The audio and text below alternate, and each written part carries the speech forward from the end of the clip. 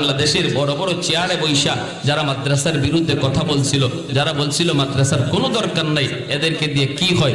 একজনকে আল্লাহ জাগাতে রাখে নাই, একজনও জাগাতে নেই। টাকলা মুরাদ কইছিল না, লতিফ সিদ্দিকী কইছিল না মাদ্রাসার বিরুদ্ধে? টাকলা মুরাদ কইছিল জাগাত আছে? হ্যাঁ, কেউ ভালো পাইছে? তার নিজের লোকরাই তো তারে উষ্টা মাইরা সরাই দিছে। মানুষ তো ভালো পাইছে পাইছে না, ওই এখন দেখা যায় মানুষ না, শুধু মানুষ তো তারা ভালো পায় নাই, পায় নাই এটা বড় কথা না। ঘরের মধ্যে বইয়া রইছে, কেউ নাই, উপরে চলে ফ্যান, এই সিলিং ফ্যানও তারে ভালো পায় না, এটাও পড়ছে তার টাকলা মাথার উপরে, এই টাক্কু মাথার উপরে ফ্যান পড়ছে। তখন হে নিজেই বুঝে কি তারে আমারে কেউ ভালো পায় না, তুইও দি ভালো পাইবে না, তুইও কি আর পড়বার জায়গা পাইলে না নি?